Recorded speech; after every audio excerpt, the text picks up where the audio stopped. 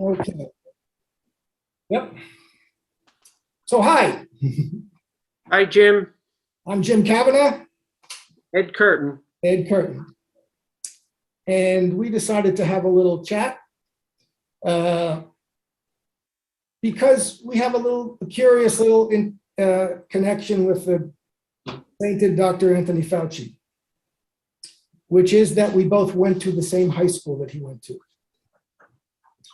And it's not, I want to make clear, it's a little bit of a particular place to go, let's say. It's called Regis High School. It's a private Jesuit boys scholarship school in New York City on the Upper East Side. And it's been there for quite a while. And it was endowed for the poor kids on the Upper East Side in the early 20th century. So when Ed and I went there, even though it's on the Upper East Side, because it's tuition free, you know, the kids came from lower middle, working class, middle class families, you know, not like the Upper East Side private schools around it. And so we know something about the education that Anthony Fauci got, which was a very good education. We had a classical education, 4 years of Latin, 3 years of Greek, the Iliad, the Odyssey, and Caesar's Wars, and the Aeneid in the original we read. And we learned how to think and do kind of classical rhetoric in a way that we see Anthony Fauci practicing. So maybe you want to say something about that, Ed. Anthony Fauci was before both of us. Ed was a few years before me. So you want to say something about that, Ed? Sure. You know, I would second, obviously, what you just said about the school. It gave us, I think, an excellent academic education. For me, my experience was, again, I came from the Upper Bronx, and you know, a big family, not a wealthy family at all, middle class at the best.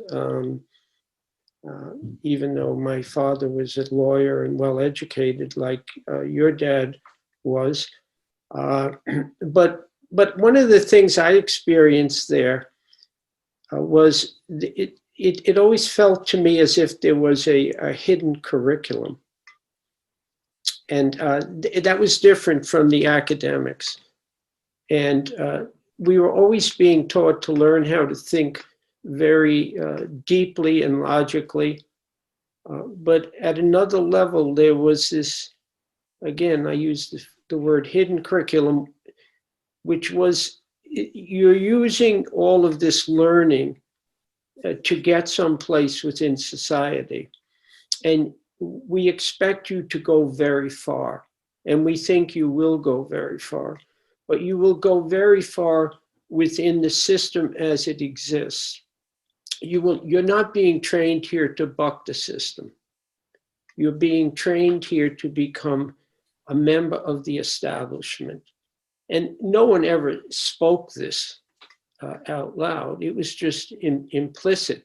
And I was thinking about the prep schools. I'm up in Massachusetts, and the prep schools that are throughout Massachusetts that the Bushes and these people have gone to. And they do the same thing, of course, but they don't have the religious cover that we had. And by religious cover, I mean that we were taught to be men for others. That's a famous phrase. And I think all the kids who went there, you know, for the most part, we wanted to do good and become men for others and help and make the world a better place. But there was this unspoken curriculum that worked on the kids, the boys, it was all boys, that did something else. Well, yeah, you know. Did you feel that? Excuse me? Did you feel that hidden curriculum when you were there? I wouldn't put it that way. You know, I think I was a little after you. And, you know, by the time I came there, look, I was radicalized in high school against the Vietnam War. And I was one of the few people who spoke up against that, who thought, you know, forbidden thoughts about that in high school. And one of my teachers, Hap Ridley, I don't know if he wasn't there when you were there, I think. It was funny, when I went back for a reunion, it must have been 15 years later, he took me aside and he said, you and Jimmy Hogan, another friend of mine, died 20 years ago, 30 years ago, said, you were the only two guys who spoke out against the Vietnam War and had, dissident ideas. And you guys were right. And none of us knew it, So I always felt very good about that. But I was at a stage where, it was later in the 60s when the Berrigan brothers, the Jesuits have a history, and it's a reactionary history, essentially, of being, I wrote an article about this when Fordham gave an award to John Brennan, which they're going to do again. They were considered the bastion of the vanguard of the Counter-Reformation.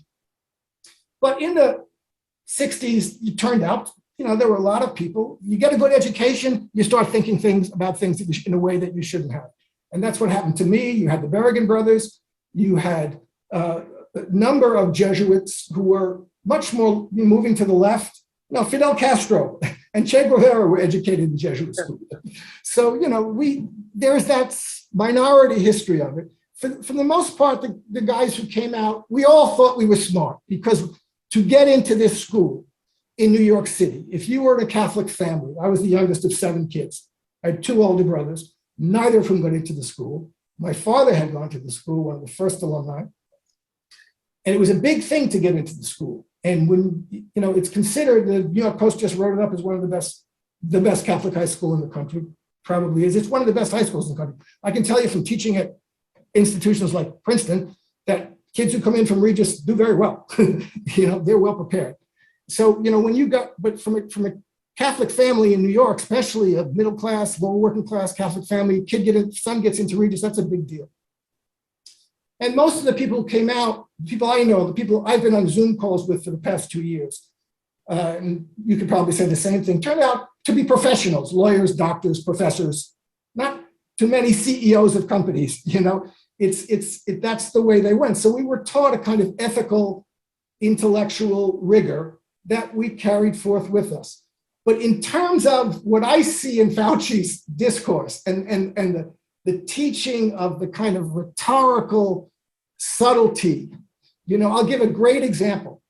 My nephew also went to Regis 11 years after I did. And he didn't want to go because, in New York City, when you get into Regis, then you're a nerd. And this was before nerds were cool. And a lot of kids, my nephew at that time, who later became an editor of Marvel Comics, so you see what a non-nerd he is. But anyway, he kind of wanted to go to his high school in Queens with the friends. He didn't want to go to this smarty pants school. His father did, my oldest brother. So to get into the school, you have to take a separate entrance exam, and then you have to have a personal interview. So he went into the personal interview, and he was a smarty pants, and he said, I'm going to get myself out of this. And what happened? The priest who was interviewing him asked the following question: who's the historical character you admire the most? So he, not wanting to go to the school, said, Judas Iscariot. After all, he's the guy who had the toughest job to do. Everybody has he thought he was talking himself out of it, but underestimating the mind that we call Jesuitical, he didn't realize they're saying, oh, that's a good answer. So, this is a sense what you see, that you're taught to make arguments, very good debate team in school. You're taught to make arguments and to do it in a shrewd way. And they recognize the power of that. And I saw this from the beginning with Fauci. He was winding his way through things without avoiding as much as possible saying anything that could be pinned as untrue, but moving you in a direction that you wanted to go, however crazy it was at the end of the day, and doing it in a very smart way. So that's the kind of, you can be trained to be smart in a way that can be deceptive or can be more illuminating. And I think what we're seeing with Fauci is very deceptive. But it's that kind of deceptive, He's the devil's advocate. The devil for him is not Judas Iscariot, it's the pharmaceutical industry. And he's arguing for that. Yeah, I would agree with everything you said. He's a trickster, and you can learn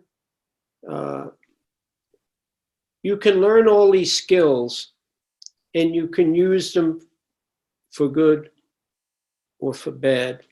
And I believe that he has used them in a bad way, clearly. And that's one of the things we both share, this assessment of what Anthony Fauci has done. And most of my friends who went to Regis think he is quite a almost a saint, really. And they most, not everyone, but 90% of my classmates, as far as I can tell, I mean, they don't want to engage with me about Fauci, because they basically say, as one guy said, well, look, I have a bobblehead Anthony Fauci doll on the shelf behind me, and I think he's great. He's not perfect. He's not a saint. And that's one of the trickeries of verbiage that you learn. You say, well, of course, none of us are perfect, and he's not perfect, but then again, he does have a bobblehead, or I do, and he's pretty near to perfect, even though he isn't perfect. And that's the end of the argument. But factual arguments about Fauci are really not acceptable to many people, at least to the guys I still know from the high school days, and many other people, of course. Yeah. Well, I was on Zoom meetings with about many of my classmates over the past couple of years, and it was really people who've seen Fauci be lionized by and idolized by the mainstream media. It ain't nothing compared to what you see among the Regis classmates,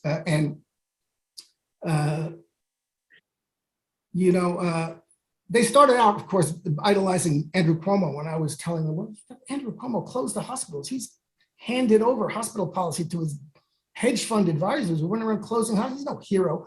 But no. It was all, that was kind of the anti-Trump, anybody who's anti-Trump. And Fauci then became the next one. And of course, but Fauci was one of ours, so he must be really great. He is wonderful. And, they just don't pay attention to most of the arguments you give. When I wrote my anti-mandate article, Danger to Society Against Vaccine Passports, and sent the link to them, I got a few positive and open responses, usually from more conservative guys, but most of them are, what you'd call the liberal Democrats.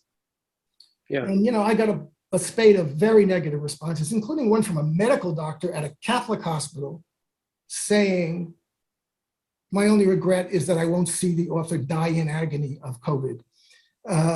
And it was kind of shocking, and nobody else on the chain noticed it until months later when I pointed it out. And then someone said, oh yeah, I did see that, but I didn't, I wasn't so good, shouldn't have said that. So, this is there's definitely sanctification is the right word here. And he's a very smart guy, and you have to go into the weeds. The problem is you have to look at the whole picture of what he's done and how many times he's changed his tune, and but he's got you singing along with him. And I have some things maybe I'll put up to show you what he said in different times.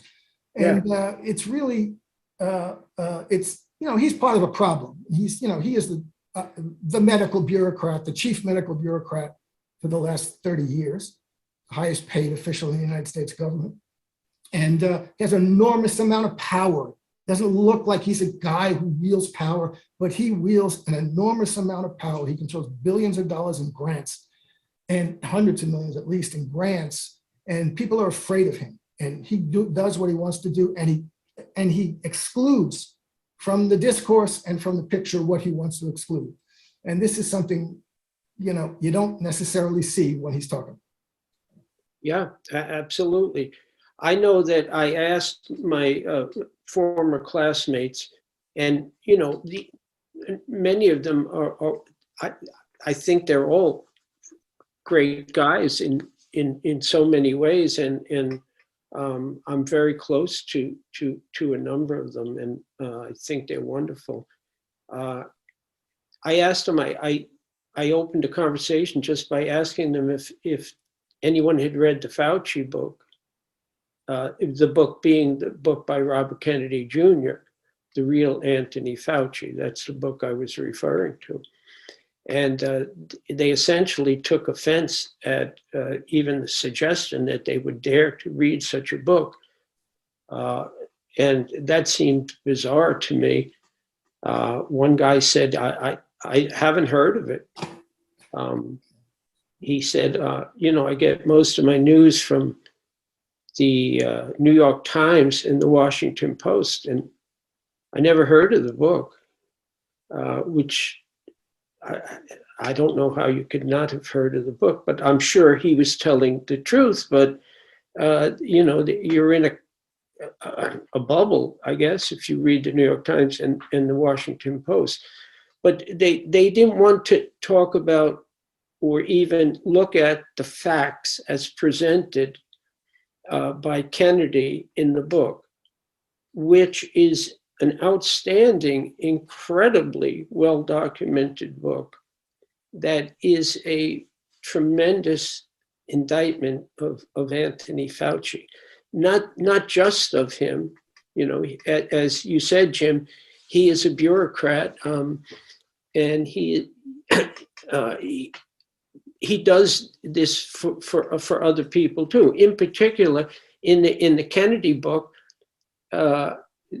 the connection to the Central Intelligence Agency and all of this COVID stuff is quite extraordinary and documented by Robert Kennedy Jr.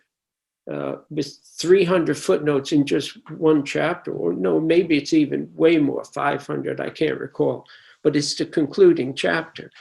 And he documents it. And like, why look at it and respond to the facts.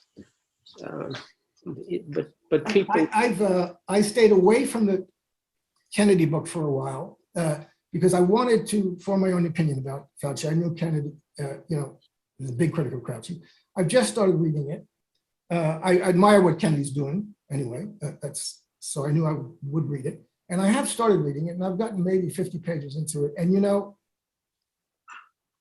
this is what he covers at the beginning of the book. And it is astounding the level at which Fauci orchestrated the banning of medications that were helpful. There's no magic cure here, but he banned the treatment of patients with existing medications that were helpful and that hundreds of doctors, thousands around the world were using. And he organized the effort of public health agencies, international ones, and around the world, along with Gates, who's his partner, which was done. There's no other reason to do this. It's absolutely unprecedented that this nonsense about ivermectin and hydroxychloroquine, to repeat these absolutely phony characterizations of these things as dangerous or whatever. And you read it and you see what he did. And it's unprecedented that he has pharmacists refusing to fill prescriptions. I had a pharmacist refuse to fulfill a prescription from a doctor. He has doctors being banned and fired and having their licenses revoked for even talking about these drugs. It's really just extraordinary. And this, for 2 years, prevented treatment of patients. They would tell the patients, go home. They'd come and get a positive test, go home and come back when you can't breathe anymore, we'll put you on a ventilator. That was the treatment. And doctors around the world who said, well, I'm going to try some of the things that we already know how to deal with things, viral infections, respiratory infections, and vascular problems, which this is. And they used combinations of drugs that were successful.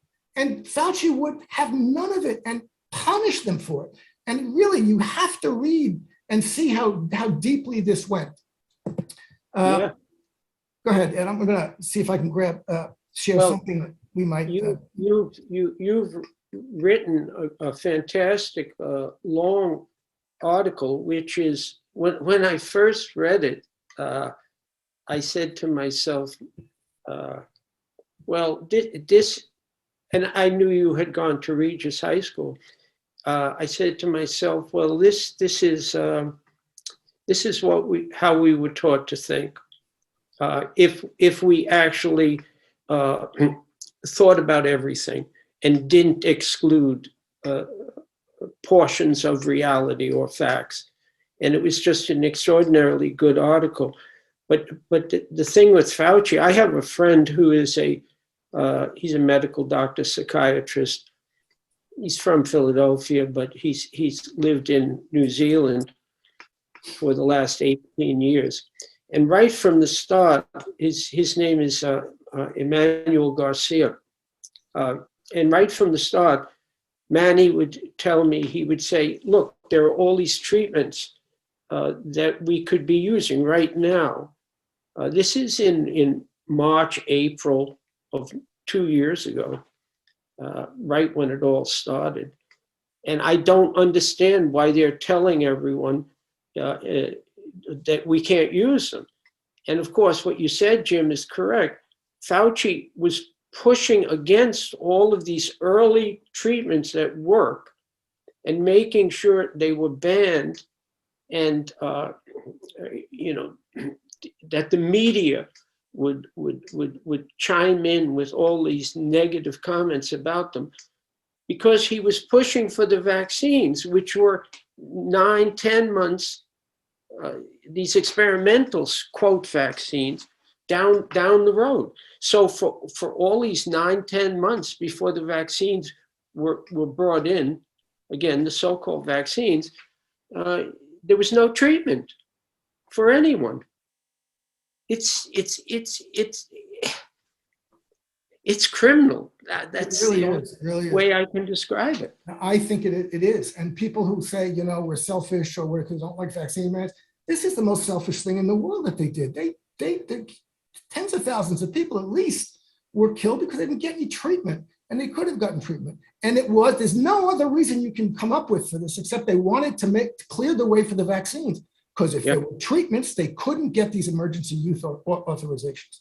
So it was clear to me from the beginning that what they were doing and what Fauci was doing was winding his way toward mandatory adult vaccination, which is a huge boondoggle for the pharmaceutical industry. Let me just show you a couple of things that Fauci said, because you got to see that Fauci himself said different things. Oh, yeah. And so, this is what Fauci said about developing new vaccines. See, we can't just turn off the spigot on the system we have and then say, hey, everyone in the world should get this new vaccine. We haven't given to anyone yet.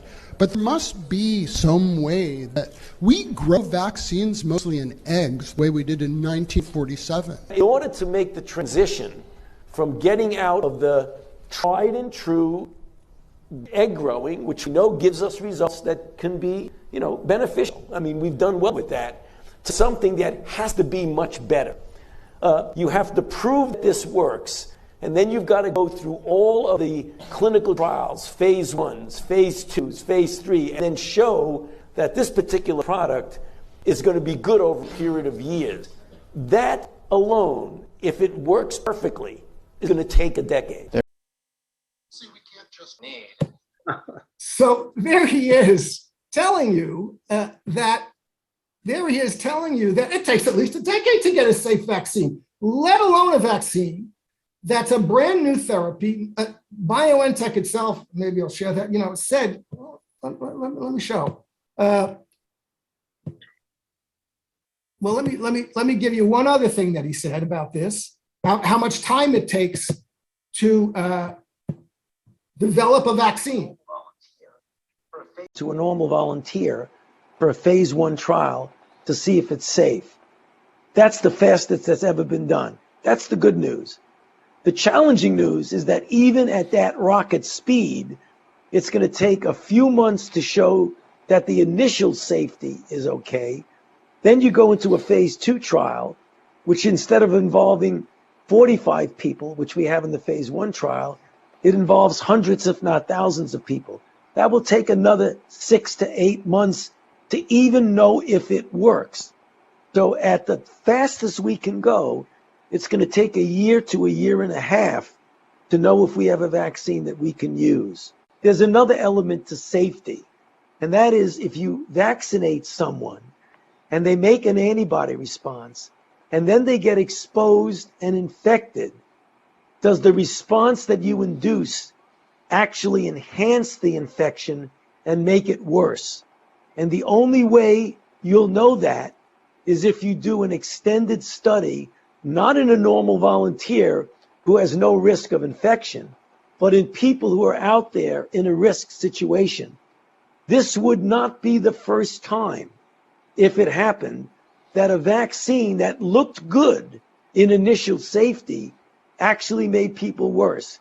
There was the history of the respiratory syncytial virus vaccine in children, which paradoxically made the children worse. One of the HIV vaccines that we tested several years ago actually made individuals more likely to get infected. So you can't just go out there and give it.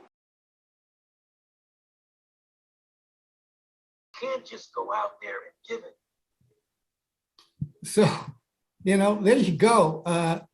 You can't just go out there and give it, but that's exactly what he did. He starts out, and the first one, it'll take us at least 10 years to get a good vaccine. Then he comes back a year later when they got the first trials, and he says, oh, we did the first trials, but we got another year at least, fastest we can go. And we got to be careful about this. What he's describing there is antibody dependency enhancement, which has been known, which had happened with, he's talking about the respiratory virus. They did a study on that. It was devastating. They killed a couple of infants. It killed a couple of infants. And the authors of the study said at that time, this shows us that we have to be strictly careful with safety studies, no matter what the urgency of the moment. So, and then he ends up saying, we just can't go out, it would take us at least, now what did he do? 6 months, what was it? 9 months? Under the authority of Donald Trump, who's very proud of this warp speed vaccines that he created with Anthony Fauci. So, and they're out there, and anybody now who questions it, they didn't do any studies about anti-dependency enhancement for this drug. They couldn't, because as he says, in order to do that study, you have to go out, not just the clinical trials where they only brought in people who were healthy. You have to go out in the neighborhood and give it a few people out there who haven't been pre-chosen. They didn't do any safety studies for ADE. So this is a big, big experiment, huge, on planetary scale, that we're seeing bad effects of it, but they won't report them. But he himself told you a number of times, you can't really rush these things like that. You can't just do it. And then again, when it came to doing it, when he had the opportunity and he had, a political push to do it, yeah, let's just do it. Let's put them out. Let's get these drugs. They are experimental gene therapy drugs, and I'll show you that in a moment. But he was working with Gates and pharma. He's a pharmaceutical industry representative. That's what the FDA and the CD and is really in the CDC. And that's been known for years. And most leftists understand that for any other drug but a vaccine. But you tell them it's a vaccine, oh, can't be anything wrong with that. And yet Fauci told you himself. So he's capable of getting up one day and telling, he got up and said, we can't force people to take vaccines. He got up and said, don't be afraid of people who are unvaccinated. And then a few months later, he says exactly the opposite, and he does it in a way that people buy. Yeah, and he says early on, masks don't work, and then there's no point to masks. They're useless. And then he changes his mind, or he changes his tune. I don't know if he ever changed his mind, and he's done that periodically on almost every issue here. The CDC that he's always talking about working with, they spend almost half their 11 billion annual budget on buying and distributing vaccines. Vaccines? That's the CDC, a paramilitary organization that he works with. He controls all the research on this stuff. I think in Bobby Kennedy's book, I think he gives a percentage, something like 57% of all the grants that are handed out around the world are controlled by Fauci through the NIH, through the Gates Foundation, to the Wellcome Foundation, and it goes on. And then he and his coterie of people that he works with, once they work on and get a vaccine and drugs approved, they get kickbacks from the pharmaceutical companies, which are called emoluments, right? Is that how I pronounce it? No, Emoluments, yeah. It's a weird word, but I mean, essentially, it's a kickback of up to $150,000 a year for pushing these drugs. And the FDA, what do they get? They get most of their, is it most? There's a percentage. I think it's like 45%. Yeah, 45% of their budget from the drug companies. This is the agencies that's controlling the drug companies, and the drug companies are giving them the money to control them. It's a joke. It's literally a very bad joke. Now, people don't realize that the CDC, the FDA, they don't do any tests. The drug companies do the tests. They control all the data, and they pay the inspectors. It's just absolutely incredible. This goes. This is the most corrupt, captured agencies in the government. Are these the pharmaceutical agents, supposedly pharmaceutical regulatory agencies? This is regulatory capture at its highest. And they spend more money on politicians than finance. They buy more politicians than the finance industry does. And every one of these you go back and you see the people who are the heads of the FDA, and see they go to $100 million a year jobs with the pharmaceutical companies afterwards. This is deferred bribery, and they know it. Their job is to approve the drugs and make sure they get through. And you see again. There are two things that are that have come out recently, where you see there's no other reason to do this. One was the lab leak theory. Okay, we all see this now. Their own scientists told them this is probably created in a lab. 2 or 3 or 4. I can't see how this could possibly have come across. It'd be really crazy, difficult to see how this is developed naturally. So Fauci and Collins, the head of the NIH, get this, and they say, we got to go out and have a media campaign against this. They're not saying we got to investigate it, see whether it's true or not, because it's important to know. You might find out how dangerous this is if you know how it was created. They didn't care about that. They wanted to put an end to that talk. And then the other one was when the Great Barrington Declaration came out, which was essentially, there's now like 16,000 doctors and scientists who signed it. It was probably 4,000 or 5,000 when it started, which was at the early stages of this saying, posing another alternative way of dealing with this, which was not locking everything down and closing all the schools and vaccinating everybody, but was focus protection, isolate the sick, give treatment, use what you can, shut down what you need here and there, et cetera. It wasn't no treatment. People portrayed it as let her rip. It wasn't let her rip. It was have focus protection. And what did Fauci and Collins do? They didn't say, well, let's talk about this. Let's have a scientific discussion. These are real scientists.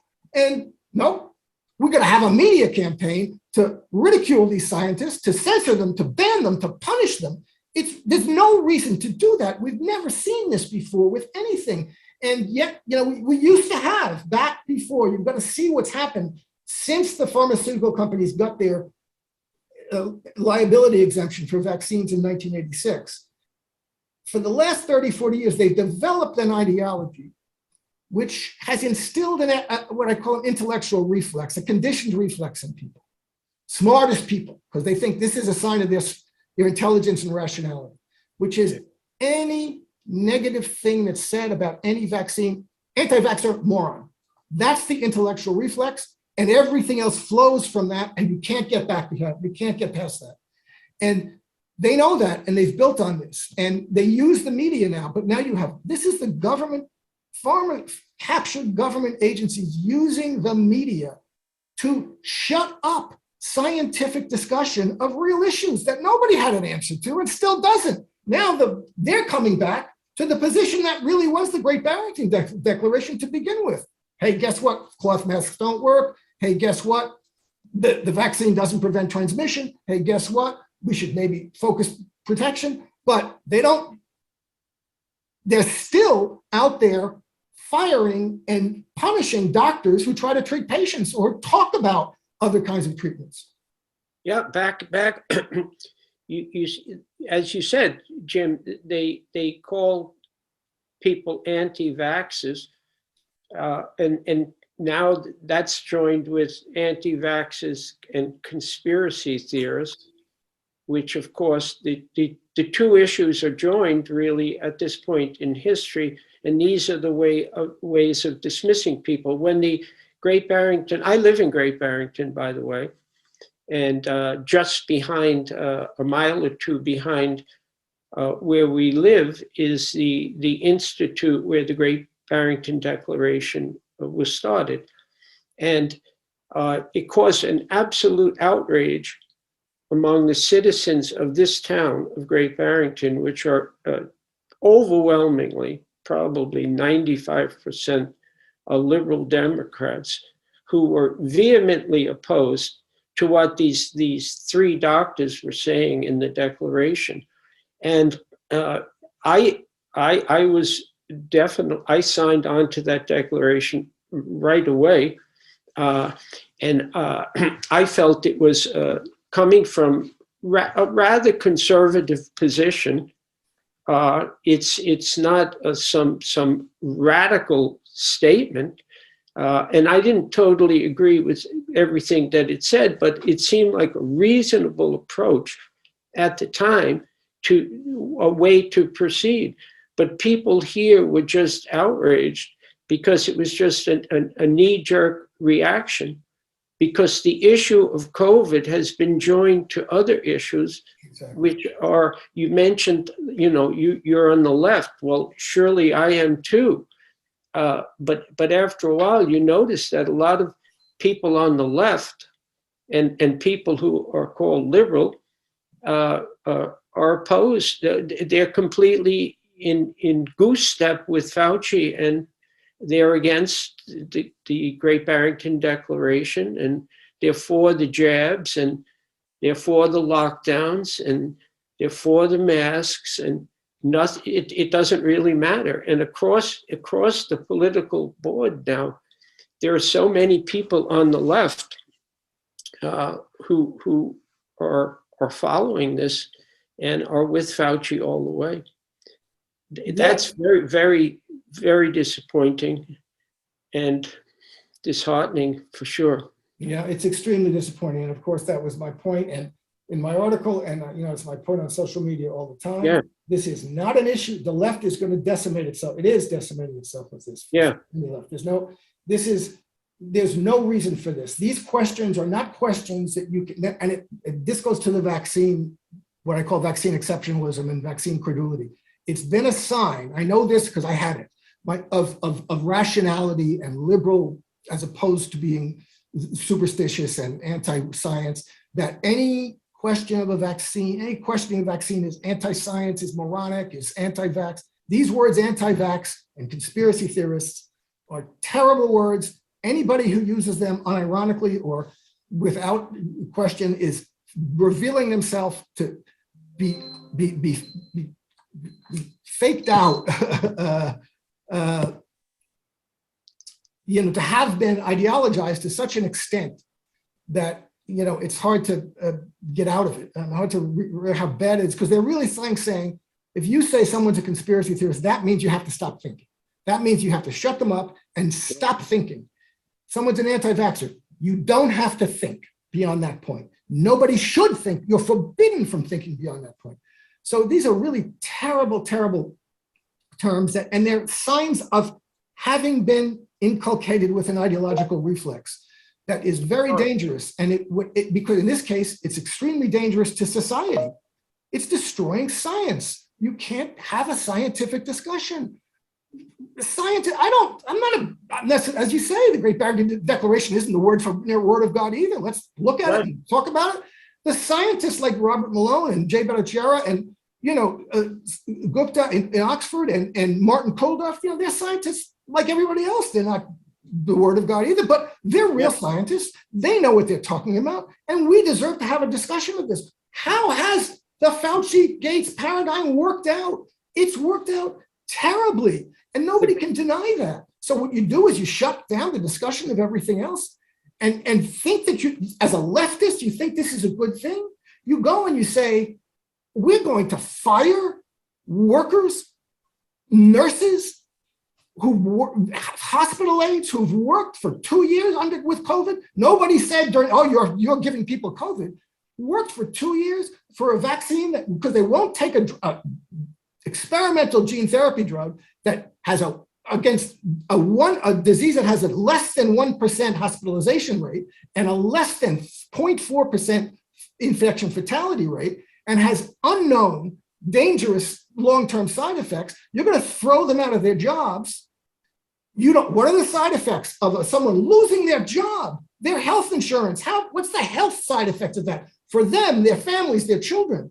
You're going to do that. You're going to cheer on mandates that throw people out of their jobs without even conditioning your support of that mandate on the government compensating the people they're trying to force to take the drug for any harms that drug may cause.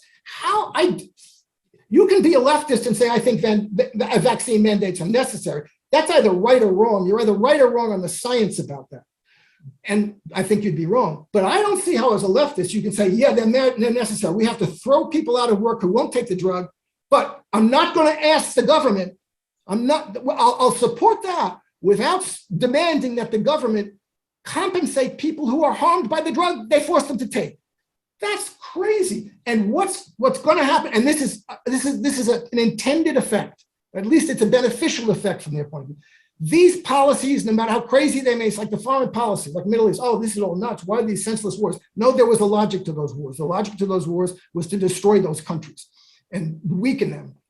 And there's a logic to this. The logic to this was to get mandatory vaccination, which they've gotten, and you're going to have to fight against it and stop it now. And the logic to it was to make it impossible to build a left movement again. How are you going to build a left movement when you're going to go workers who have been fired from their jobs en masse, and you say, yeah, I support you being fired from your job. and what on what grounds? They're going to say, I'm healthy. The nurses who were fired because they weren't vaccinated are being replaced by people who have positive COVID tests because they're vaccinated. You're supporting this. So what you've done, you are going to see a huge surge for the Republicans in 2022 and 2024. And one of the big reasons is because of these mandates and lockdowns and mandates and socially exiling people, and there are leftists in the world. This is not a right-wing movement. The Republicans have grabbed it and will grab it and will make hay of it. And it's if they're right about this, they're right about this. Like they were right about Russiagate, and they're going to use it politically to their benefit. But Jeremy Corbyn, the Black Lives Matter movement, Black Caucus of the Green Party, people like us, we're leftists. I'm not giving up my leftism, but I'm not going along with firing millions of workers because they won't take a drug that I won't take because I know something, not because I'm selfish, but because I know something about this drug and I don't want a society. This is the other thing. Are you selfish? Do you want a society in which everybody, not just me because I'm unvaccinated, everybody has to carry around their papers in order to show they're eligible to go to a restaurant or a movie or to have a job? And is that the society you want? That's not a society we want. That's a selfish or unselfish thing. That's about what kind of society do you want?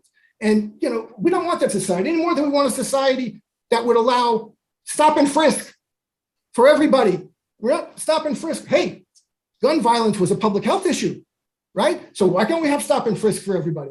Because that'll maybe save some lives from gun violence.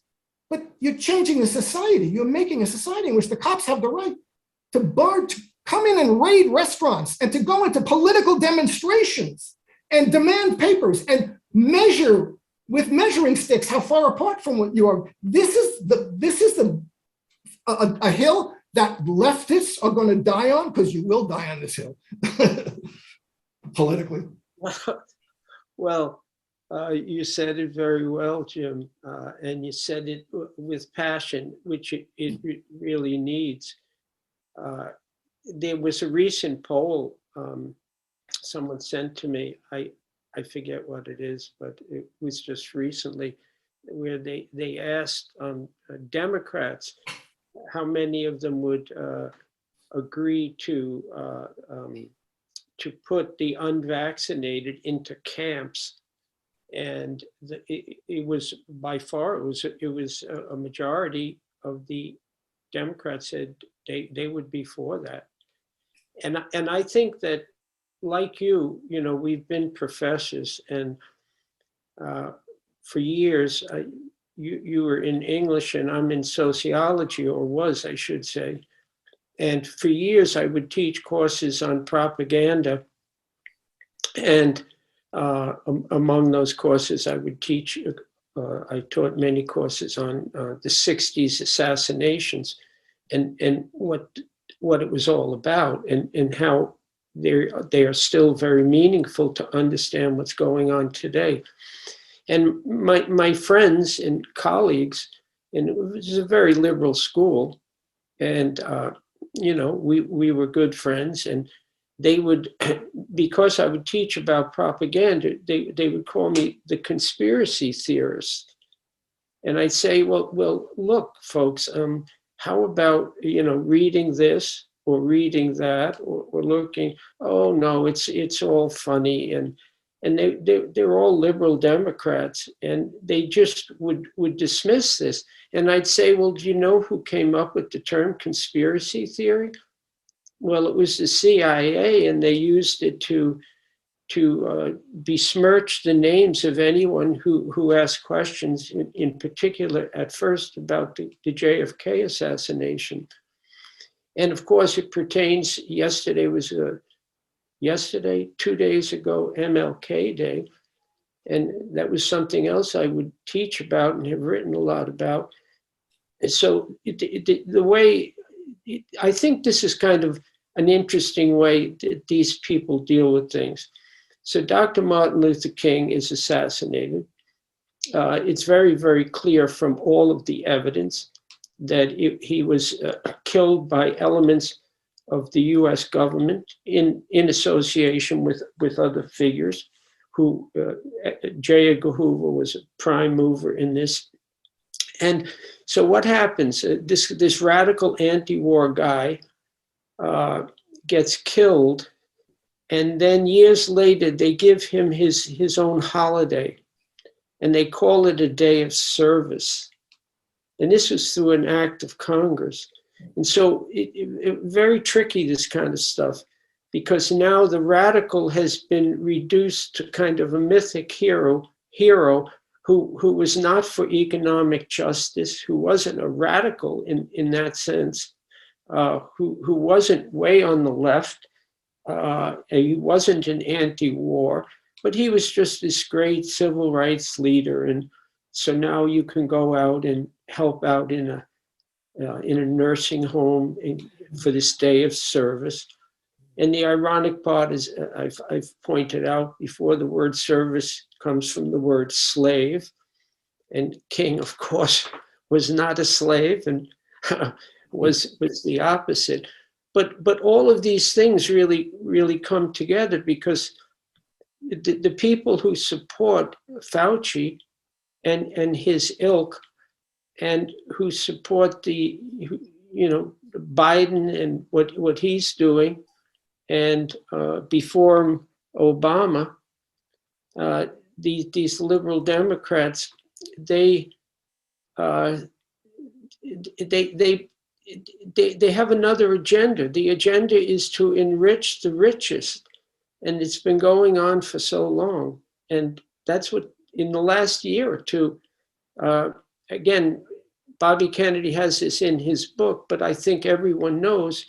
And how can people on the left, before lockdowns, when the amount of money made by the billionaires in the last 2 years on destroying the lives of working people, of poor people, of middle-class people with these lockdowns, how could anyone support this garbage?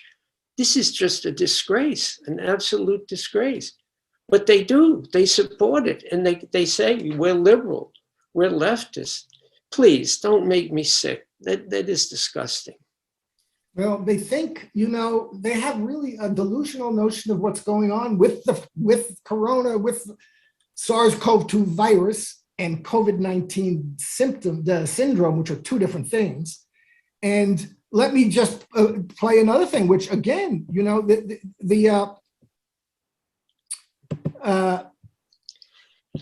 is that if you look at the children who are hospitalized, many of them are hospitalized with COVID as opposed to because of COVID. And what we mean by that, if a child goes in the hospital, they automatically get tested for COVID, and they get counted as a COVID hospitalized individual, when in fact they may go in for a broken leg or appendicitis or something like that. So it's overcounting the number of children who are, quote, hospitalized with COVID as opposed to because of COVID. Incredible recent statement. Yeah, this is a statement he made last week, 10 days ago. Yeah. But what people don't realize is that he's now criticizing what he's been doing for 2 years. This is the exact policy that public health officials in the United States ordered doctors and hospitals to do, to say anybody who had a positive COVID test and died within between 28 and 60 days of that was a COVID death, including people, broken legs, gunshot wounds, suicides, motorcycle accidents. So what he is telling you there is that what we've been doing for 2 years has been corrupting the data, giving you a fake data set about how many people have died of COVID and as opposed to with COVID. And we've made it impossible to know the true answer to that question. And what was the reason? You have to ask, what was the reason for that? The reason was for fear-mongering.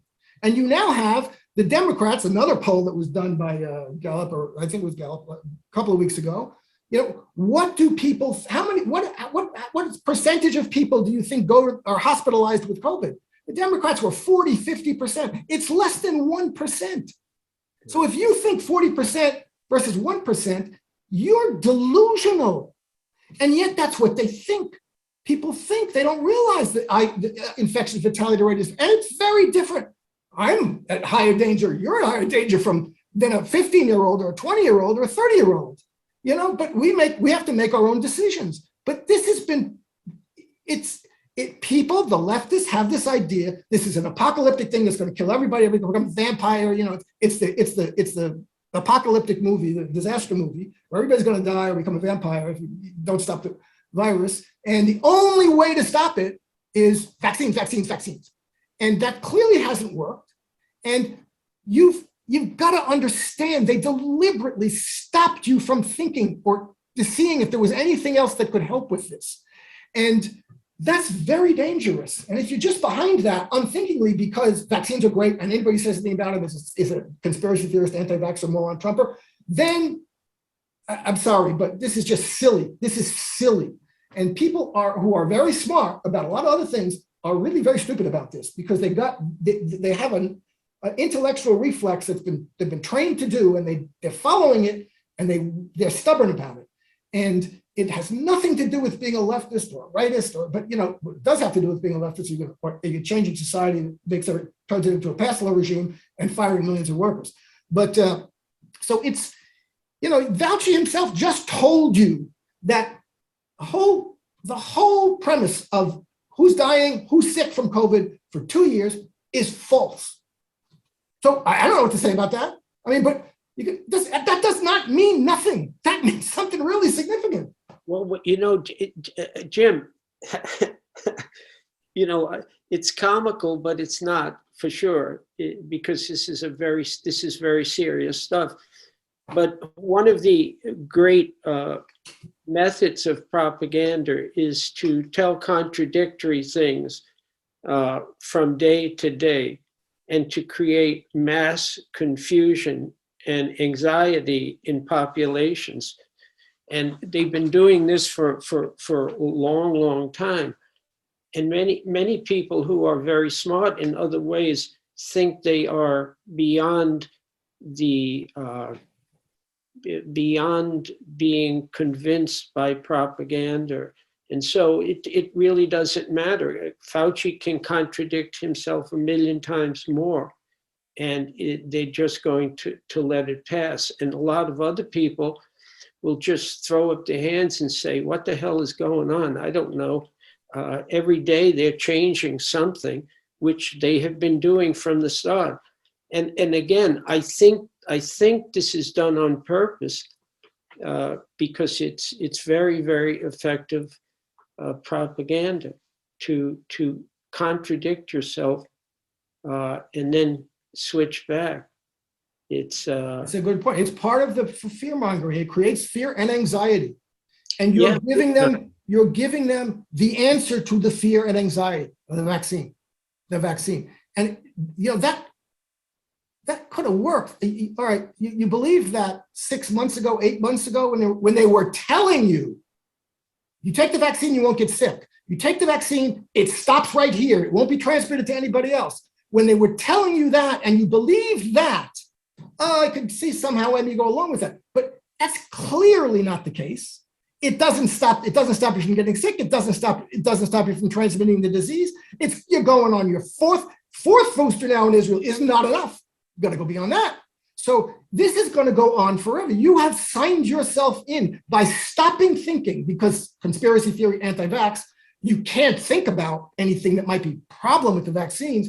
You're signed up now forever. It's not going to stop with this. The pharmaceutical companies Pfizer's going to make $65 billion. Not going to stop with this year. It's going to be every virus, every variant. You can't go out of the house. Your house arrested. You can't work unless you get the new virus, new mRNA software, which is what they call it. It's just, you're signed in for that. You don't want to think about it. You want to ban and censor the people who think about it. I want to show what. Go ahead. Okay, let me respond to that one thing and then show what you're going to show. For decades now, people have been slowly convinced that the solution to every damn problem that they have is to take a drug. And, I don't know the exact percentages, but they are extraordinarily high. How many Americans are on drugs of various sorts, mostly pharmaceutical drugs, many pharmaceutical drugs that have been pushed by the federal government with various programs going back 40 years now, but especially going back 30 years, starting with George Herbert Walker Bush. And they started this research into brain research and drugs through DARPA, Defense Agency. And so that if you look at how many drugs people are taking for anxiety, depression, and so forth. So you condition people to think that drugs are the best thing for their problems. And then you throw out you have a virus that scares people to death, literally to death, and they jump. And then once they jump, they're caught, as you said, and they're hooked. And it's not going to end.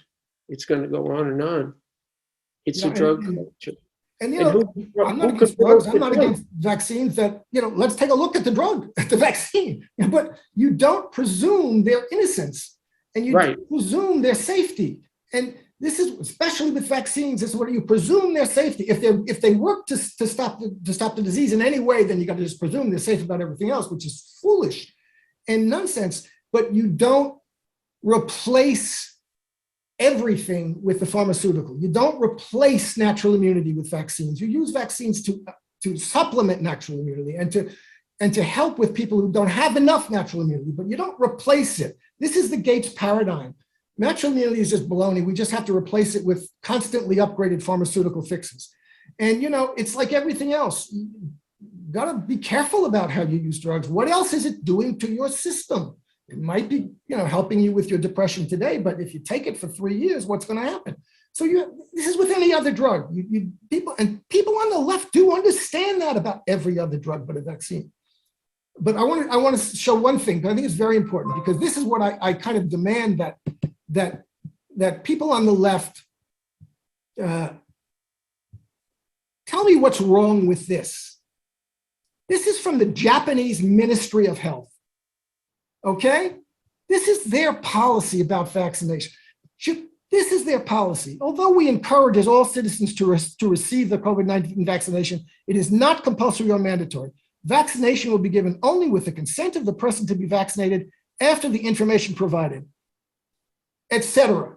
Please do not force anyone or in your workplace or those around you to be vaccinated, and do not discriminate against those who have not been vaccinated.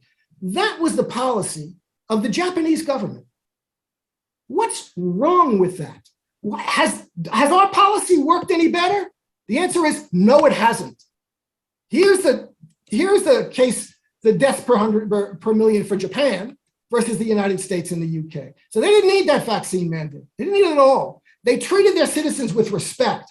They treated the principle of informed consent and bodily integrity, which is very important. You don't just do away with it because, we got a new flu, we got a new virus. And this is from a reader of mine. Jim, could you just go back to that last, and just let me make one comment about it. Yeah. Not the comparison between Japan and the US, but you notice the green line, which is at its peak, which actually, if you got closer into this, would be about January 26, 2021. Yeah. And it drops precipitously over the next 6 weeks. Why did it drop? Well, very few Americans had been vaccinated in January, late January. And by the middle of March or April, very few Americans had been vaccinated, but it dropped like a rock. Why? And then if you extended that, you notice also that it goes up again in recent days. So they played with the figures from the start. It's just incredible. And once everybody is vaccinated, that's another variable that's in this that could be the cause of any problem. You can't now, once you've got 90% or 75% of the people vaccinated, then you have to say if problems arise, could it be due to the vaccines? You can't just pretend that didn't happen. And they also Japan also allowed the use, of ivermectin, they allow the use of other drugs. This is one, so, tell me what's wrong with the Japanese policy. And here's a guy who was one of my readers who wrote this to me after I posted this. I've been living here for 17 years and know exactly what the Japanese have been doing for the last 2. In a nutshell, they've been doing what the whole world has done in response to infectious disease outbreaks for the past umpteen decades. That means no lockdowns or mandates. I will post this along with the video. No mass testing or tracing. Doctors have been allowed to treat symptomatic patients the same way they always have. They've been allowed to use whatever drugs they saw fit to improve the health outcomes of their patients. What? Why not? Including ivermectin and many other off-label drugs. This result was that few patients ever made it to the hospitals because early treatment were effective. Vaccines were made available and not pushed. No pressure, no coercion, my choice. I'm 69 years old, unvaccinated, and happier than a pig in shit that I'm not. So tell me, why do you think, as a leftist, it's necessary to choose to not only not do that, but to ridicule and censor the people who are for it? Because you think you know so much that you know that something's really wrong about that? Please, this is really, and we're in it now, and everybody has to make a choice about this. I don't like this. I didn't ask anybody to have to make a choice about it.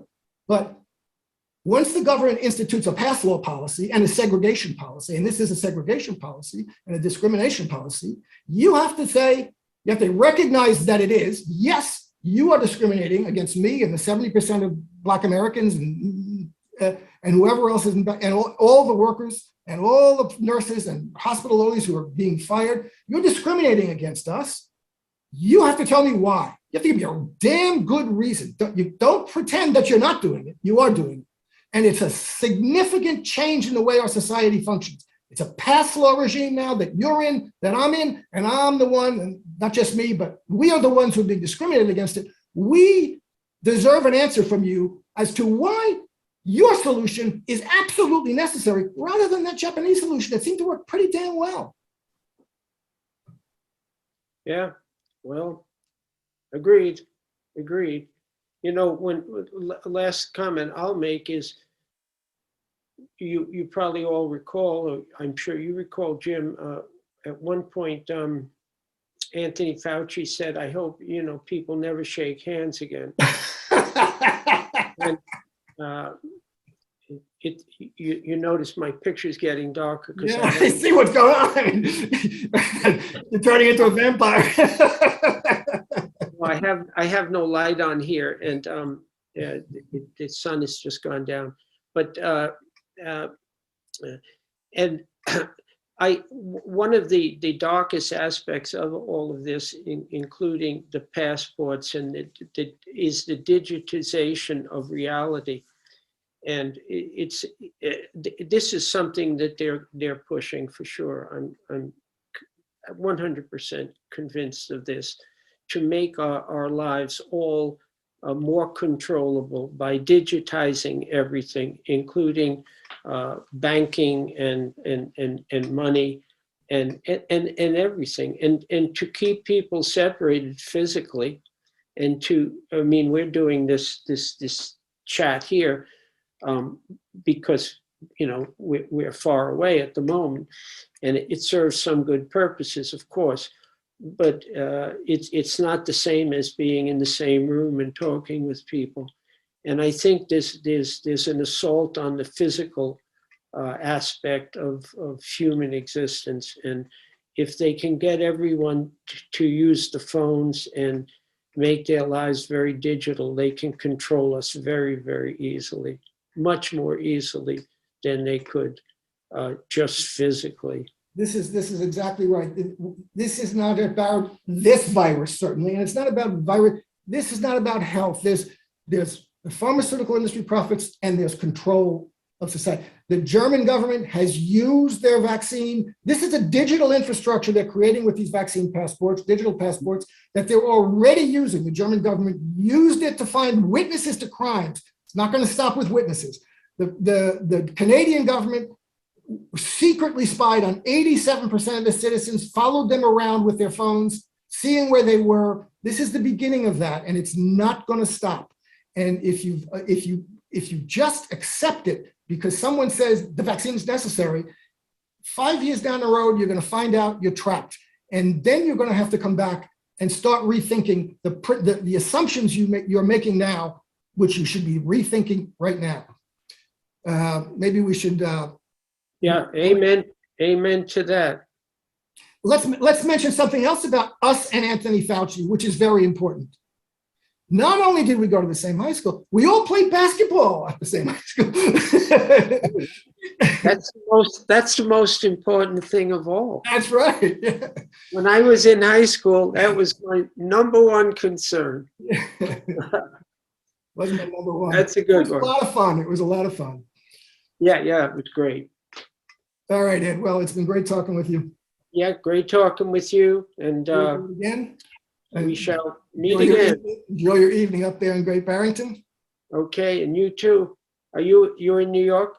I'm not in New York right now. I'm in Western Pennsylvania with my wife's family. Don't let those big hands behind you get you. All right, bye. Take it easy. Bye-bye. Bye. That's the record button.